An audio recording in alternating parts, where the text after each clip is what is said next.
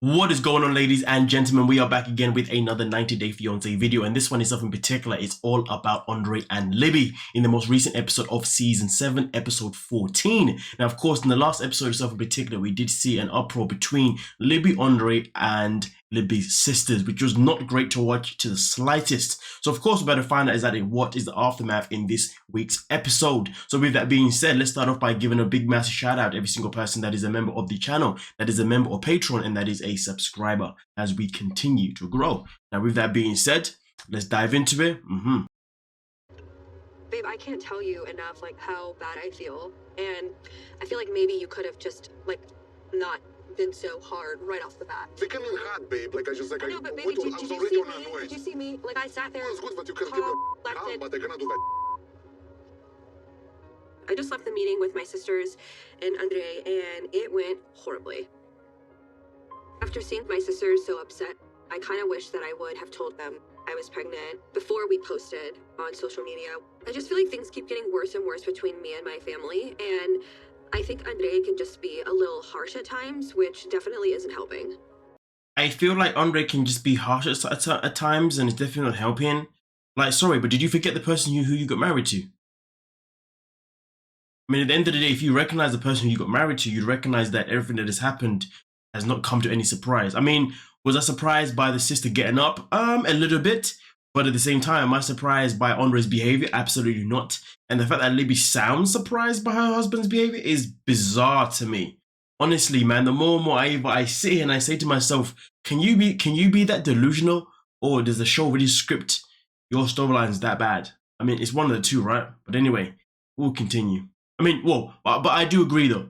It would be better if Andrei did dumb it down. I do agree what she's saying though. It's just the part where she's saying as if she's unaware of who her husband is. But yeah, we continue. A little harsh at times, which definitely isn't helping. Screaming over top of someone to try to get higher than them, they're not going to hear you. Sometimes you can hear. Sometimes you can, like, I mean that. I'm telling you, why does it come to all of this conversation? Because it's a relationship. They didn't just come in and start hitting you, like, you know, it escalated because I'm trying to talk and I'm like, hey, listen. But baby, like, hey, talking and yelling are two different things. But, you know, like, when I'm trying to talk, they don't pay attention. Like, this women thing that we like we're not going to listen to the guys. But babe, that's screaming no, over you top need of to listen someone. because I have a voice of wisdom and there was no outside people until I came to open up like the eyes of these people. Like, I can tell you. You know when you're trying to make your point and the person's actions is proving your point. You're talking over her, you're moaning about them talking over you, but yet you're talking over her. The stupidity. Beside, who is the problem?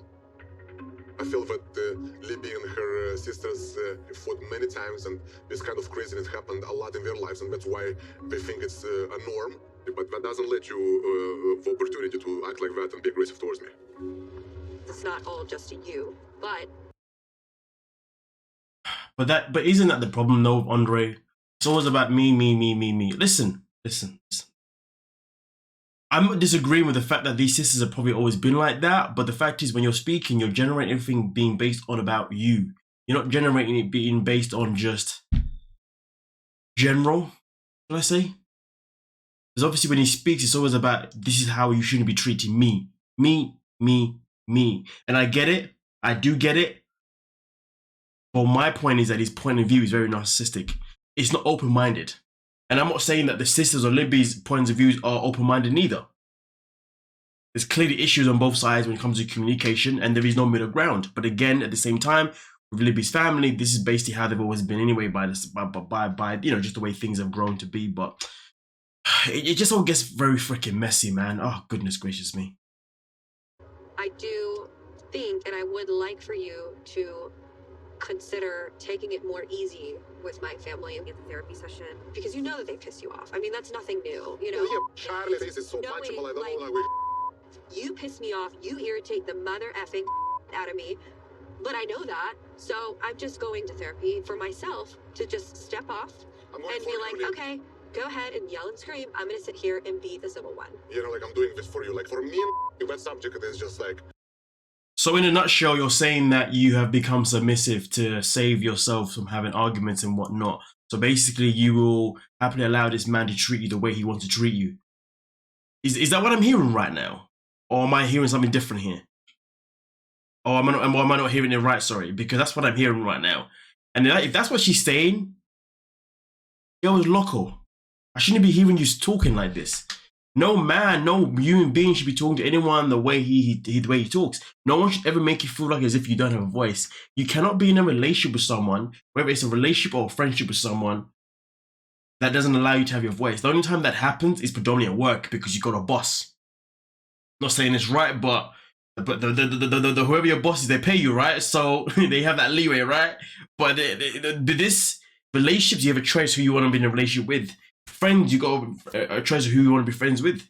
You can't choose your family, but if your family is being complete a-holes, you can choose to walk away from them. Nah, I'm not hearing this. Libby, like, come on, man. Put some respect in yourself. But then again, at the same time, if Libby's grown up in this environment of everyone always bickering, her voice becoming smaller and smaller and smaller and smaller as time has gone by, I can understand it being a traumatic trait that she's got, you know, because of how life has been pre-Andrei. She's used to just taking the back seat and being like, you know what, it is what it is. And that's not on her, of course. That is on the family. But at the same time, she's an adult. And she needs to know that that's just because your family has put you in this mindset, potentially, it doesn't mean you need to marry someone who's going to be treating you exactly the same way. At the end of the day, you know, she's pretty much married someone who's basically like her brother to a certain degree. Someone who's loud and explosive, just like her sisters to a certain degree too. It's kind of weird now. I look at it. Andrei kind of represents her family members. Even her mother. Oh, goodness gracious me. No wonder why there's such a clash with Andrei and the family itself in general. But hey, we continue. I already put concrete on top of it, like, and I don't care. Of course, I feel the need to protect my wife when she's being attacked verbally from her sisters and the rest of her family. That's why I'm there. That's why I had to come to this meeting. But after this fighting with Libby's sister at this meeting, I think that the family therapy session would definitely be a whole circus, and I don't think it's worth it. I wish there wasn't turmoil between us, especially like with a baby on the way. But there is, and I want to just try to fix it. Or not to fix it and just like live happily ever after. Key point that was made there, with the baby on the way. With the baby on the way. Yeah. Let's see what else happens with this madness family, or this couple. PCS office, nothing happened, no letter, no calls. It's not good. Like, you have to think real about this. We still haven't heard any news about a green card. And that puts me in a tight hole because the time is passing. And, you know, like, if they tell me something, I have to move to another country. Taking my whole life from one place to another, this is a big deal to do. I have, like, my wife, kids, dog. So I don't know how should I move all that stuff to another place in the easiest way possible and fastest as I can.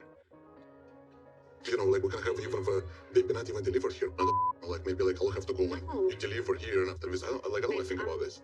But we have to, you know, like, because we're real. You know, for actually the time that we can get them answered, people might be the time.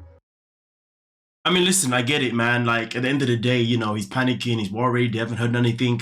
So there is a possibility that he may be getting deported. But we all know it's not going to happen because no one from TLC gets deported. But, yeah. Let's just see, obviously, where he's going with this conversation. As the new baby is going to come into... Well, if I'm in my third trimester, I can't travel, so... Well, that's what I'm saying. We have to think about this stuff. I absolutely want to give birth in America. I just feel like in another country it's going to be more difficult. I'm not familiar with the hospitals and how they do everything. And I would like some sort of answer before I hit my 8th month mark. Because after that, like, I'm here, I'm stuck for at least, you know, 3 or 4 months. If it's earlier, let's say if it's like right now and we cannot fight it in court, yeah, we have to leave. I'm expecting you to live with me. You're not going to stay here and deliver alone. I don't want to deliver alone, babe, but I also don't want to have the baby in another country. You have to live with me. Who are you going to have here? Who's going to help you? What are you going to do? Like, did you think about that? Not the best wording from Andrei. You know, you have to leave with me. Who's going to help? Who's going to support you? I mean, the wording that would have been the best wording would have been, listen, at the end of the day, if I've got to go back home to Moldova, obviously I want you to come with me because 1, you're my wife, and 2, you are carrying our second child. And at the end of the day, I didn't want to leave this country without you or my children. So, you know, obviously, and also I don't want to miss the birth of our second child neither. So it's going to be quite crucial that you do actually come to Moldova with me and give birth in Moldova. It may be different for you, maybe out of your comfort zone, you may not know it, but I was born there. I know that obviously they can deliver babies. That shouldn't even be a conversation. So, you know, you need to, you know, the reality is that I don't want to miss this birth. So, you know, if we have to go back to Moldova, we're going to have to make that choice as soon as we can. And from so on, you know what I mean? So at least he can make the conversation about the fact that he wants to be there for the birth, you know? Make that conversation about that, you know what I mean? And be there for his wife. Not the conversation of, oh, you have to leave with me. That's not fair, you know what I mean? But I'm pretty sure there's an option. I mean, like I said before, the chances of them not being able to, of him getting deported is very next to none. So at the end of the day, to be honest with you, like, even if he was, I'm pretty sure it wouldn't happen until after the childbirth anyway. But then again, I don't know how many months that she's currently on, so yeah. Either way though, his wording just sucks. That's the bottom line. He needs to humble himself a whole lot, but we all know that's never going to happen, and Libby's going to continue tolerating his behavior. Andrei believes that I wouldn't have any support here if he would have to leave. I mean, hopefully my family would step up and they would help me if they knew that I needed it. But to go through all of this and give birth without my husband being by my side, like, I can't even imagine. It makes me so sad to even think about, so. And that is pretty much what it all comes down to, doesn't it, really and truly? But the fact is though, but here's the thing though, if she does want to be with Andrei, then she'd have to leave him anyway, because if she doesn't, her family's going to be in her ears when he's not there. And that could hinder their relationship a whole lot, which isn't necessarily a bad thing, right? You know what I mean? Many of us can say that she's better off without him, but I can understand it from obviously his point of view, him not wanting to leave her behind and then be left with the family so they can talk their influences, shall I say. But nonetheless though, you guys let me know what you're thinking down below in the comment section, and we'll most certainly talk about it. Please don't forget to like, subscribe, and peace.